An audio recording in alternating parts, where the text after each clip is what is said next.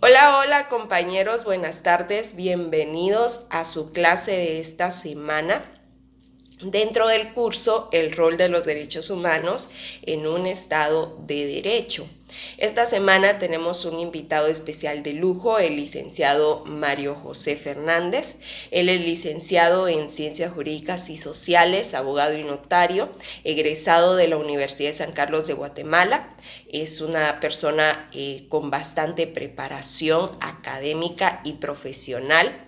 Él ha sobresalido porque, como yo digo, siempre salió de su escritorio, se levantó del escritorio y fue y trabajó en proyectos adicionales que lo hicieron crecer en conocimientos. Fue mi compañero de promoción, entonces yo pude percatarme ahí de todo su proceso de aprendizaje. Él ha participado en diferentes modelos de Naciones Unidas, también ha participado en diplomados, congresos y distintas actividades, no solo relacionadas a los derechos humanos, sino que ha abarcado otras áreas del derecho también, parte del derecho internacional y del derecho constitucional. Y es por eso que hoy nos va a desarrollar un poco unos pincelazos y generalidades de la teoría general del derecho constitucional.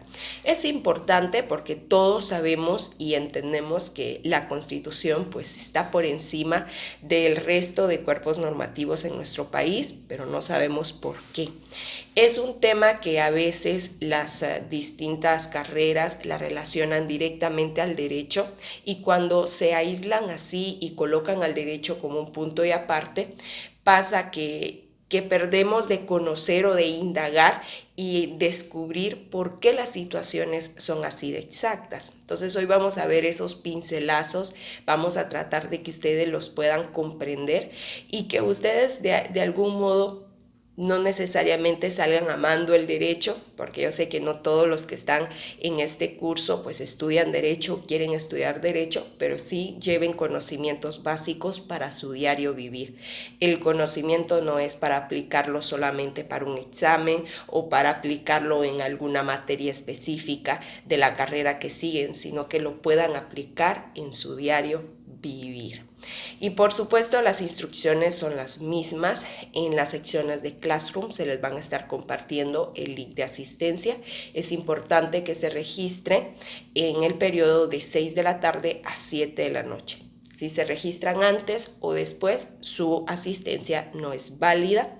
En los comentarios yo les voy a adjuntar la tarea, como lo hicimos la vez pasada, para que puedan responder. Recuerden que las tareas son voluntarias, no las tienen que enviar, no las tienen que presentar, ni tienen ningún tipo de punteo. Solamente es un pequeño tip o una pequeña ayudita para que puedan estudiar y prepararse para su examen final. Y tengo otra buena noticia, y es que la próxima semana no vamos a tener clases, entonces regresamos el miércoles 20. Para quienes tienen el curso sábado, les fue mejor porque ellos descansan este sábado y el próximo, pero si nosotros abarcamos 2 miércoles, perdemos bastante contenido, tomando en cuenta que después de Semana Santa técnicamente regresamos a la recta final de nuestro curso, porque en mayo pues es el examen final y lo importante es abarcar temas. Entonces nosotros regresamos el 20 para que puedan ahí anotarlo y la próxima semana puedan irse a descansar en su Semana Santa. Entonces ya lo saben, esas son las instrucciones de esta semana. Yo igual les voy a colocar en Classroom pues ahí la anotación de que van a descansar en Semana Santa, no se preocupen por eso. Y nada, ya les dejo a nuestro invitado especial para que él pueda compartirles los conocimientos.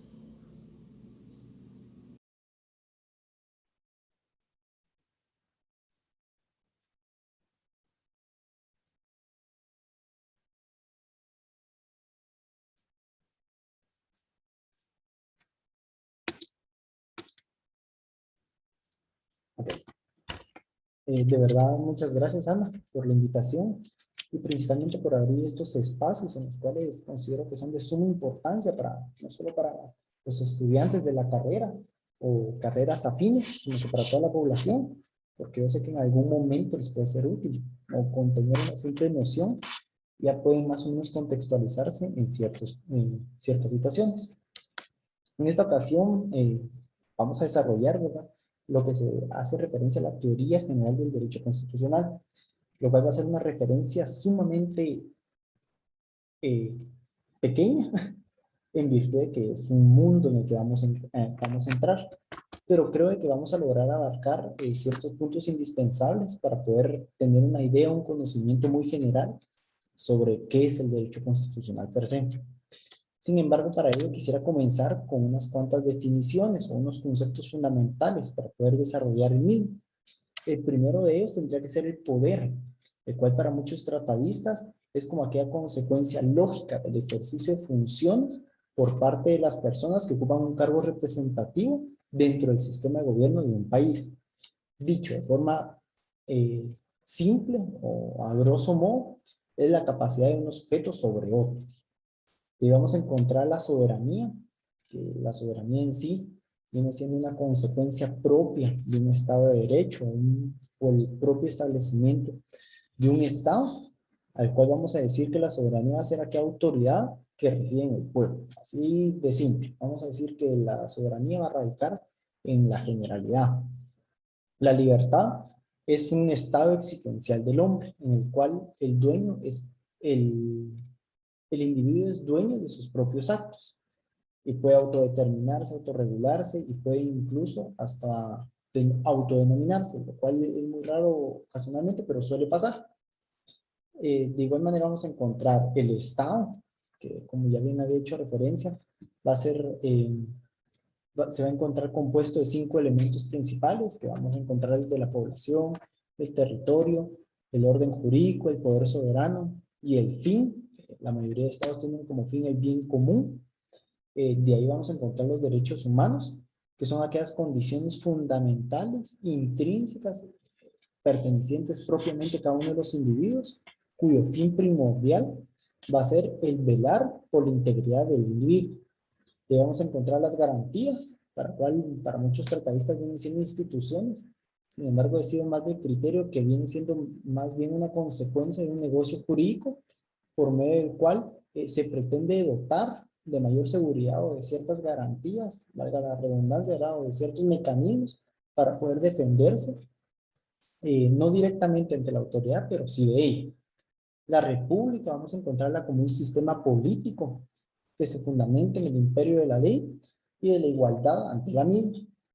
Y de ahí el último concepto que nos va a servir de mucho en esta ocasión va a ser la democracia, para lo cual vamos a determinar que es un sistema político que defiende la soberanía del pueblo y el derecho del mismo para elegir a sus propias autoridades. De ahí de esto vamos a encontrar dos posturas bastante importantes o dos mundos que vamos a tener que saber diferenciar, que es el derecho político y el derecho público. El derecho político vamos a encontrar que está encargado de estudiar el Estado en su origen, evolución, organización y el mismo funcionamiento, estudiando el origen, el funcionamiento y los propios fines de cada uno de los estados. Y el derecho público, que vamos a encontrar que es aquella organización de la sociedad, fundamentalmente irrenunciable y que puede o no ejercitarse las facultades que correspondan, y es que emana propiamente del Estado per se. A partir de esto ya tenemos que encontrar o poder avanzar de forma directa en qué es el derecho constitucional. Sin embargo, vamos a tener que desarrollar o poder determinar cuáles son las características propias del mismo, de lo cual vamos a encontrar que es una rama del derecho público. En este momento voy a hacer una pausa. Tenemos que saber diferenciar entre ambos, entre el derecho público y el derecho privado. Remontándonos un poco a la época antigua con los romanos, vamos a encontrar que el derecho público estaba directamente relacionado a los poderes del Estado, y lo cual continúa siendo de forma plena. Y el derecho privado, en ese caso, se hacía referencia única y exclusivamente al jus civil o al derecho civil. En la actualidad ya sabemos a más grandes rasgos que el derecho público va a ser la relación existente entre los individuos y el poder estatal o el Estado per se.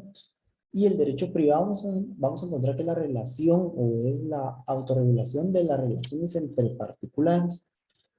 Avanzando un poco más de esto, vamos a encontrar que son un conjunto de normas jurídicas. Aquí es donde vamos a tener que hacer una pequeña pausa. Al momento de decir normas jurídicas, no tenemos que hacer referencia o excluirnos directamente a las normas escritas, recordando que existen normas morales, normas verbales o normas consuetudinarias, que en algún momento llegan a tener tal rango. La tercera característica que tiene cuyo fin, el organizar el mismo Estado, el estableciendo bien los parámetros de estructura, organización y funcionamiento del mismo, y que va a ser una disciplina netamente científica.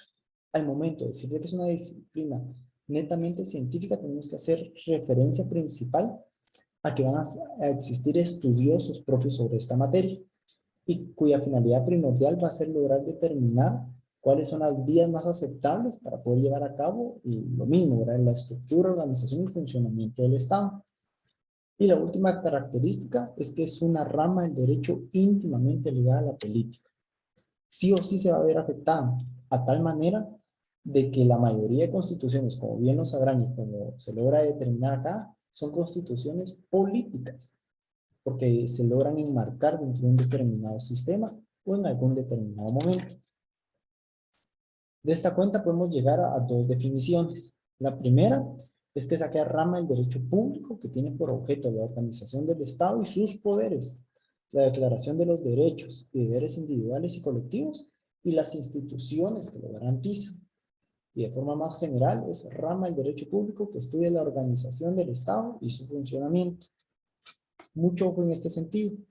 Muchos o en algunas ocasiones se logra confundir el derecho constitucional con el derecho administrativo, siendo muy diversos en estos ámbitos, debido a que el derecho constitucional logra incluirse derechos y deberes individuales y colectivos, así como las instituciones que lo garantizan. Por el contrario, el derecho administrativo vamos a lograr determinar que es un conjunto de normas, principios, doctrinas e instituciones que van a regular principalmente la estructura, organización y funcionamiento de las entidades del Estado. Únicamente eso se va a enmarcar. Y otra cuestión que el derecho constitucional puede llegarse a catalogar o a conformar de forma más concreta en un cuerpo jurídico, y el derecho administrativo va a ser un mundo. De igual manera, pero con una cantidad de leyes más dispersas. De esta cuenta vamos a encontrar que el derecho constitucional tiene varios objetos. Primero, la organización del Estado. Al momento de determinar la organización del Estado, vamos a encontrar que existen varios sistemas. En Guatemala, vamos a encontrar que el sistema de organización administrativo, en este caso, ¿verdad? Vamos a encontrar que es por departamentos, y de igual manera invocando la ley preliminar de regionalización, vamos a encontrar que está por regiones, después por departamentos, por municipios, por aldeas, etc. Además de ello, también se puede encontrar el régimen de administración a partir de los consejos de desarrollo, que vamos a encontrar desde el Consejo Nacional de Desarrollo Urbano y Rural, el Consejo Regional de Desarrollo Urbano y Rural, el Consejo Departamental de Desarrollo, los consejos municipales de desarrollo y los consejos comunitarios de desarrollo. A partir de esto también vamos a encontrar que otro objeto de estudio es la organización de los mismos poderes. Si ustedes se logran percatar dentro de nuestra constitución política, vamos a encontrar el orden en el que se fueron creando o estableciendo cada uno de ellos. Una pregunta muy frecuente es si existe jerarquía dentro de ellos. La respuesta es no. Pero si la pregunta fuera si existe un orden de preeminencia al momento de crearlo, la respuesta es sí. Porque se tiene que comenzar a partir del organismo legislativo, después al organismo ejecutivo y terminar con el judicial. Esto con la finalidad de que el legislativo estructure o cree todo el andamiaje jurídico para que se logre llevar a cabo un régimen directamente ejecutivo, en el que se pueda ejecutar obras directamente o llevar a cabo una administración propia, y terminar con un régimen judicial. Al momento de hacer referencia al organismo judicial, ya tenemos que encontrar de que ya existe un ordenamiento jurídico establecido, existen autoridades que se encargan de llevar a cabo la ejecución de los mismos, pero el organismo judicial va a servir como un control de ambos, siempre existiendo un cierto tipo de frenos y contrapesos que han existido en varias teorías tal cual. Debemos encontrar la declaración de derechos individuales a partir de la parte dogmática de la Constitución. De igual manera, la declaración de derechos colectivos, que ya no solamente va a velar por el individuo per se, sino por la comunidad. lo cual se logra invocar de forma plena el convenio 169 de la OIT, por medio del cual ya se logra velar por la integridad y cuidado de las comunidades indígenas. Después de esto vamos a encontrar la institucionalización de garantías, de las 3 garantías, en este caso constitucionales, que podríamos invocar, que va desde la exhibición personal, que es una garantía que va a velar por la libertad de los individuos, el amparo como una garantía en contra de la arbitrariedad por parte de la autoridad, y las inconstitucionalidades, que es una garantía para velar por el orden constitucional. Debemos encontrar que va a ser o va a tener por objeto también el estudio de las relaciones de poder. El estudio de relaciones de poder referente en varios ámbitos. Vamos a encontrar que va a ir desde la ciudadanía hasta los administradores, dentro de los administradores, así como el establecimiento de ciertos tipos de control dentro de ellos, de los cuales podríamos dividirlos en 2 grandes grupos, que iría desde el control constitucional y el control administrativo, lo cual vamos a desarrollar un poco más adelante, y la sistematización de las relaciones de poder, como ya he hecho referencia, a partir de los famosos frenos y contrapesos que existen dentro de cada uno de los organismos del Estado. De esta cuenta vamos a encontrar que el derecho constitucional se dedica principalmente al estudio de 4 puntos. Primero, a la organización política del Estado, al régimen político electoral, al funcionamiento del Estado, al régimen de control y fiscalización y administración del Estado, así como a la esfera de competencias de las autoridades del Estado, recordando que cada ente administrativo va a determinar o va a tener 3 elementos que vamos a encontrar desde los elementos subsitivos hasta los elementos subjetivos. Dentro de los elementos subsitivos vamos a encontrar la competencia y la actividad material, y dentro de los elementos subjetivos vamos a encontrar los propios administradores. Y como último objeto de estudio o a materia propia del derecho constitucional, vamos a encontrar las instituciones políticas que constituyen el soporte de la vida estatal. De esta cuenta podemos ya desarrollar cuáles son los principios del derecho constitucional. El primero vamos a encontrar el de supremacía constitucional. Para los que estudian derecho, para los que tienen una breve noción del mismo, se recordarán que está la famosa pirámide de Kelsen, que si no fue creada por él, a él se le atribuye o se le ha designado el nombre, que va desde la creación o el establecimiento de las bases fundamentales a partir de una constitución, una norma constitucional. Después vamos a encontrar el segundo grado, las normas ordinarias, ya creadas para la generalidad de la población, al igual que las reglamentarias, que encontramos que se encuentran en el tercer escalón, para terminar con las normas individualizadas o que son particulares. Después vamos a encontrar el famoso control, que este principio se encuentra individualmente vinculado al anterior. Sin embargo, vamos a tener que hacer referencia en este caso a los 2 tipos de control que había hecho referencia. El control constitucional, que dentro del control constitucional vamos a encontrar el control político y el control judicial. El control político se encuentra a cargo de un órgano específico del Estado, en este caso el Tribunal Supremo Electoral, velando principalmente por la división de funciones y que se ejerza de forma plena el derecho político dentro de cada una de las instituciones, tanto dentro del organismo legislativo, ejecutivo y judicial.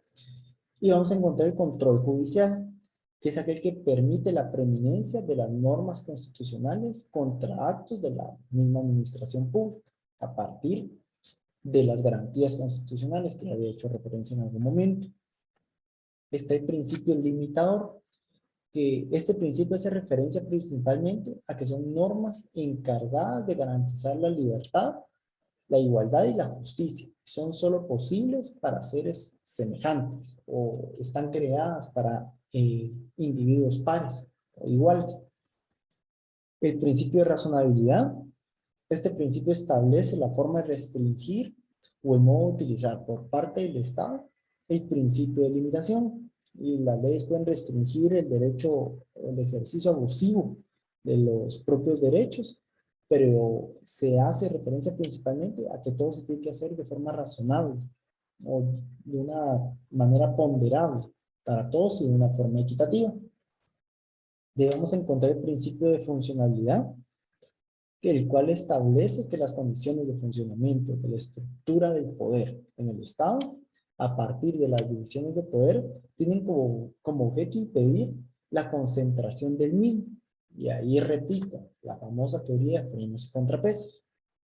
Y como último principio vamos a encontrar el de estabilidad, del cual se pueden encontrar 4 pilares principales, que va a ser la rigidez a partir de la posibilidad de reformar o no reformar una constitución o de reformarla parcialmente, la validez, que es aquel criterio que determina la pertenencia o el sentido de pertenencia de los individuos hacia su propia norma, la vigencia, que es el tiempo de vida o el ámbito jurídico en el que se encuentra sujeto, y la efectividad. La efectividad es que se encuentra una constitución desarrollada acorde a la situación actual de los individuos.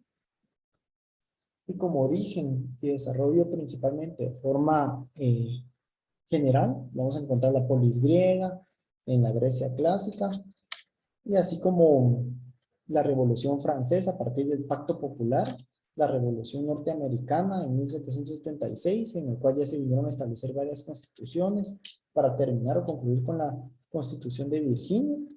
Después vamos a encontrar la Revolución Francesa en 1789, a partir de la cual ya se logran establecer los derechos del hombre y del ciudadano, para caer de esta cuenta en las famosas fuentes del derecho constitucional, las cuales las vamos a poder dividir en 4 grandes mundos, que vamos a encontrar desde las fuentes directas, que son las leyes institucionales, la misma constitución y la costumbre; las fuentes indirectas, que va desde la jurisprudencia, la doctrina y el derecho comparado; y las fuentes formales, que es el interior del derecho propio. Aquí se hace referencia con el interior del derecho propio, es la norma per se, lo escrito en el caso de Guatemala. Y las materiales se establecen como los ideales que se prescriben, o principalmente la situación actual que afectan un ordenamiento jurídico. De esta cuenta vamos a encontrar ciertas disciplinas jurídico-constitucionales, de las cuales se puede mencionar el derecho constitucional particular, el cual se encuentra encargado de estudiar la organización constitucional de un Estado en concreto; el derecho constitucional general, cuyo propósito es construir una teoría constitucional o teoría de la Constitución de tipo abstracto, partiendo de derechos constitucionales particulares; y un derecho constitucional comparado, cuyo objeto principal es el poder confrontar los diversos sistemas y poderlos clasificar de una forma más específica. Ahora bien, el famoso constitucionalismo, del cual vamos a tener que saber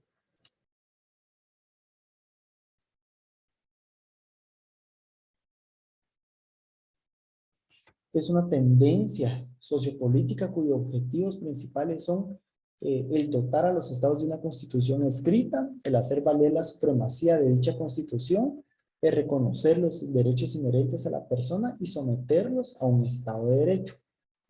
A partir de esto vamos a encontrar o vamos a recordar que también dentro del constitucionalismo la ideología sociopolítica en la que tiene como base es que debe de existir una carta magna y generar en el Estado un respeto de sumisión de los gobernantes con los gobernados, todos siempre sometidos al imperio de la ley. Y como corriente tenemos que tomar en cuenta que es una corriente racionalista a partir de 1789, la cual da origen a los famosos estados de derecho.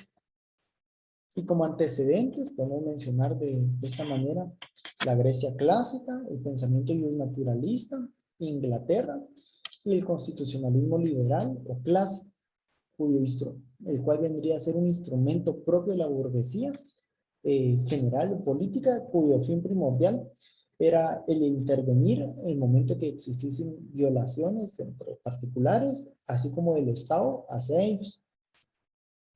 Y la base ideológica de ello es que tiene que existir una sociedad posesiva, derechos naturales preexistentes, un orden económico de mínima intervención del Estado, existe una economía liberal, la nación y poder constituyente, la presentación política en la base de la riqueza y la división de ciudadanos por categorías.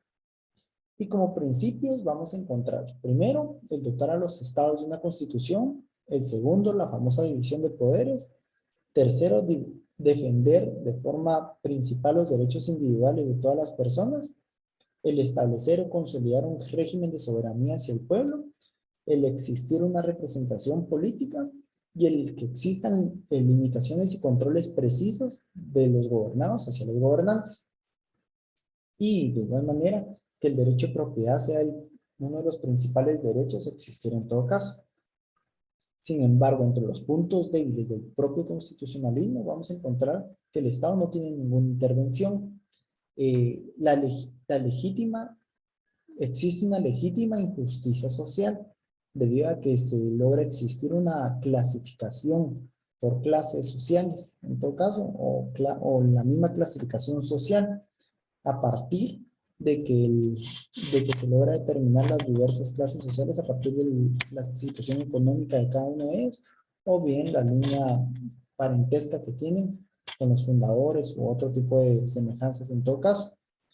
Y el punto más débil en todo caso es que la democracia es una falacia. En todo caso, porque existen ciertos gobiernos que terminan influyendo o ciertas familias o personas que terminan influyendo de forma directa hacia las decisiones que se toman dentro del poder.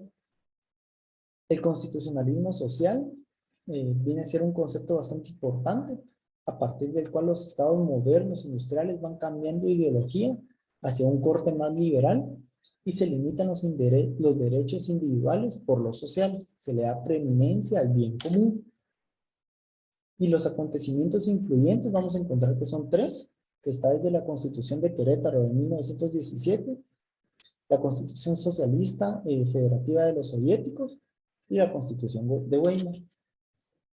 Y las bases ideológicas vamos a encontrar que son 5. Está el concepto positivo de libertad, un concepto sustancial de igualdad entre las personas, tiene que existir una eminente participación política, una función social de la propiedad, más no generalización o publicidad del bien inmueble, como que la propiedad es un derecho per se, y el famoso concepto de justicia social, en virtud de que el Estado tiene que propiciar o dar determinadas o similares condiciones hacia todos los individuos, hasta parar con el famoso neoconstitucionalismo, el cual se encuentra en desarrollo y ha partido a partir de los últimos 50, 60 años, a partir del convenio 189 de la OIT, así como el 169 referente a la preconsulta a los pueblos indígenas, la aplicación directa de normas constitucionales y la aplicabilidad directa o indirecta de normas de derechos humanos o referentes a materia de derechos humanos, y las prácticas jurisprudenciales siempre en esta materia y los desarrollos teóricos principales. Tomando esto como base, vamos a encontrar que el proceso constitucionalista guatemalteco se va a poder dividir en 3 fases principales, que está el periodo preindependiente, a partir de la constitución de Bayona y de Cádiz, la cual se podría decir que la constitución de Bayona la tenemos que tomar como en cuenta como un antecedente, sin embargo no tuvo una vigencia tal cual, sin embargo es una influencia directa hacia todas las constituciones en América Latina. La Constitución de Cádiz, que es el antecedente a la Revolución Francesa, que fue en 1812, y que se aporta el ingreso español, se aporta el ingreso de España hacia el constitucionalismo. En el periodo independiente vamos a encontrar desde el Acta de Independencia de 1821, en el cual España otorga la plena soberanía hacia el pueblo, o determina que la soberanía tiene que radicar en la población, y que existe una cierta determinación de convocatoria del Congreso para poder conformarse de forma plena el Estado, recordando siempre lo que había hecho referencia, el orden en el que se tienen que ir creando los organismos del Estado. Después vamos a encontrar el Acta de Independencia de 1823, el cual va a ser un acta suscrita por el Congreso de la Unión Centroamericana, el cual conforma o establece principalmente un espíritu independentista y destaca principalmente la intención de una República Federal Centroamericana. Sin embargo, no pasó de ideales. Después vamos a encontrar las bases de la Constitución de 1823, que es una Asamblea Nacional Constituyente en 1823, por medio del cual se le detenta o se le da un poder supremo al organismo ejecutivo y se logra establecer o desean determinar un sistema bicameral.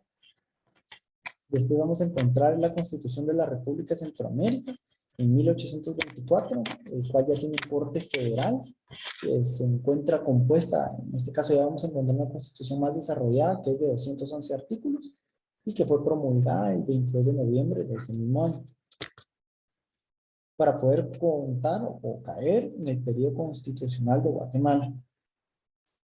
Y vamos a comenzar con la Constitución del Estado de Guatemala de 1825, en el cual todavía existe un sistema bicameral, ya se establecen los 3 organismos del Estado, la Corte Suprema de Justicia se encuentra conformada por 6 magistrados y se encuentra siempre complementada por una segunda constitución, en todo caso, que es de 1831, la cual vino a establecer o a determinar ciertos vacíos legales que esta norma había establecido.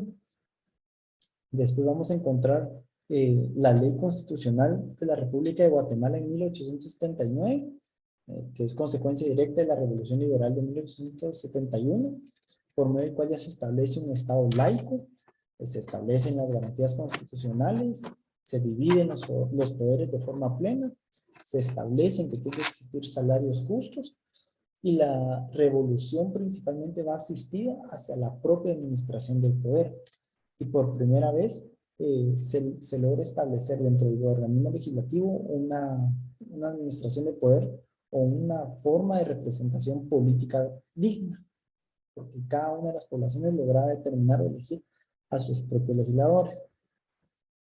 Después vamos a encontrar la Constitución de la República de Guatemala en 1945, la cual ha sido una de las más controvertidas en todo caso, porque primero va a ser una consecuencia directa de la finalización de la Segunda Guerra Mundial. Es una consecuencia directa del derrocamiento de Jorge Ubico. Se establece el sistema de CON, que es un diputado por cada 50,000 habitantes, por un periodo de 4 años. El organismo ejecutivo se iba a ejercer durante 6 años. La Corte Suprema de Justicia y la Corte de Sala de Apelaciones se establecen para un periodo de 4 años. Y se da como consecuencia el Código de Trabajo. Y se logra establecer entre una de las características principales que el español va a ser el idioma oficial.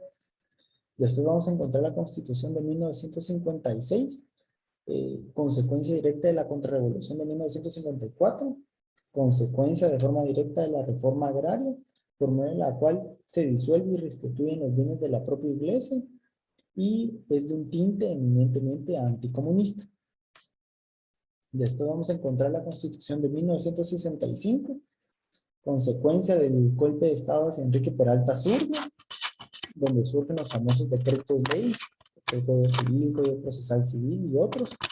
Se convoca una Asamblea Nacional Constituyente, que es una de las características más importantes. Se crea la CC como parte, la Corte de Constitucionalidad como parte de la Corte Suprema de Justicia, no siendo este un órgano permanente, y se ve directamente influenciada por el conflicto armado interno que se vivía en ese entonces, y tiene una vigencia hasta 1982, hasta caer en la actual Constitución de 1985, que es el resultado de un golpe de Estado de 1982, por medio de la cual se emitieron 3 leyes, en el cual Óscar Mejía Víctores convoca a Asamblea Nacional Constituyente.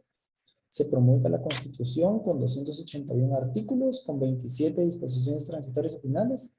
Es de un carácter netamente pluralista y se puede dividir en 3 partes, que vamos a encontrar desde la parte dogmática, donde se establecen principios fundamentales. Después vamos a encontrar la parte orgánica, en la cual ya se logra establecer toda la estructura, organización y funcionamiento del Estado, y la parte pragmática, donde se logran concretizar las garantías propias de la Constitución. Además de ello, se logran establecer o fortalecer 3 instituciones principales, que va desde la Corte de Constitucionalidad como un órgano permanente colegiado, la Procuraduría de los Derechos Humanos, un órgano semidependiente de la Comisión de Derechos Humanos del Congreso de la República, y el Tribunal Supremo Electoral. Recordando siempre que esta Constitución tuvo reformas en 1993 a partir del famoso serranazo, en el cual se trató de limitar los otros poderes del Estado a partir del organismo ejecutivo.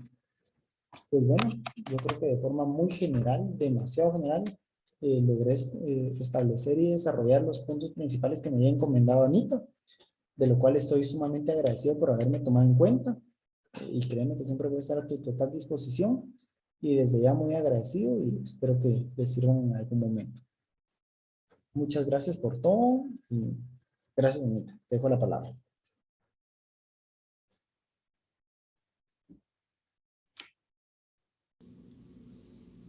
Muchísimas gracias, licenciado Fernández, por compartirnos sus conocimientos. Espero que les haya gustado la clase, que hayan entendido el tema.